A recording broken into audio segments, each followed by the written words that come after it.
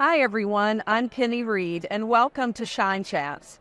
Today it's a pleasure to have my friend Priscilla join us. Priscilla, you have a very interesting story about your journey from banking into the dental profession. We would love to hear more about that. Thank you, Penny, and thank you for having me. I'm really excited to be here. I have a very interesting background, so to speak. I was a corporate banker for about 20 years, and my husband has been a dentist for a little over 20 years. And I'm going to throw the number out there. And over the past 4 years, his business grew exponentially from one small practice to a larger practice, and now we have 2 large practices. And he was kind of out of his depth in terms of management. Okay. So he approached me and he said, "Can you come join the practice?" And I blew him off initially, like, I have a great career. And he said, "No, take a look at my aging AR. Maybe that'll change your mind." I took a look at the AR. I literally almost fell off the chair because I couldn't believe that a business could stay afloat with such a huge AR. And so I made up my mind. I said, with that AR, we could buy another house. Wow. Your story really highlights, especially coming from a banking background, the complexities of dental billing. So let's just dive right into that. What are some of the challenges that dentists and office managers, CFOs face in the billing and claims process? So the dental billing, and it came as a shock to me, right? I mean, coming from a different industry into dentistry, I had to learn dentistry, right, to understand how it all works. But the dental billing is a whole different animal. It is so complex, so many different layers.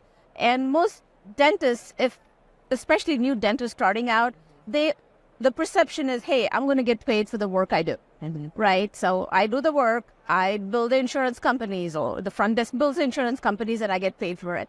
I honestly wish it was that simple, but it's not. Yeah. There are so many procedure codes. A single procedure could have multiple codes, and you may not know what those codes are. And they change every year. Every year. And they don't, sometimes you know, sometimes you don't, so it's a surprise for you. And then you bill everything in anticipation that you're going to get paid. There are rejections. You have to reappeal. You have to attach new images. It's just a whole slew of activity that goes on before and after the billing. Yeah. And there's also a definite time within which you have to send a claim. You can't reappeal after a certain point in time. And it's just so complex. And I learned all of this on the job. Yes. And it was a very interesting journey. Yeah. I love numbers, so it kind of really worked out for me.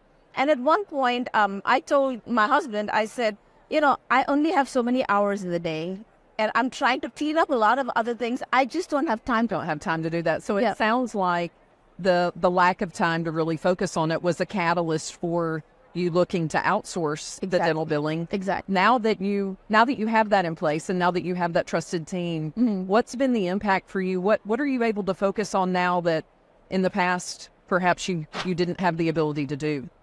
And I know my office manager can attest to this as well. Prior to having ESs join our team, our focus was on trying to get the AR cleaned up, trying to get these claims out, trying to make sure that we attach the right things to the right claims and follow up and appeals. But since ESs took over, our focus has been completely on the now at the patient when they are in the office. So our collections from the patients have also gone up, the copay when they walk in. Mm-hmm. So we're able to focus more on that, verify insurances, call back patients, create more appointments. Mm-hmm. Just the other things that the front desk needs to focus on. This has opened up the time for that. Yeah. And me especially, I want to focus on larger strategic things to help my husband grow the business into something larger than what it is now. So currently it's a two-location practice. Our dream is for it to be a multi-location practice at some point. And I think eAssist has been a great partner, and hopefully we'll get there, Yeah, that's wonderful. That is so wonderful to hear. And it's wonderful that you're able to spend more of that time focusing on the relationships and the practice with the patients, and also that you have the peace of mind that the collections are coming in. Thank you so much, Priscilla, for being with us today and for sharing your story and the impact that outsourcing your dental billing has had on your practice. And I bet with you at the helm, you guys will accomplish all of those goals to have multiple locations. Thank you, Penny. Thank you. And thank you guys for tuning in to Schein Chat.